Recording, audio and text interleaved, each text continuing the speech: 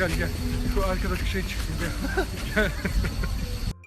Merhaba arkadaşlar, yeni bir haberle karşınızdayız. Medyayı sev ama esiri olma diyerek düşündürdü. Kısa filmde medyaya gerçeklik algısını nasıl çarptırabileceğini gözleri önüne seriyor.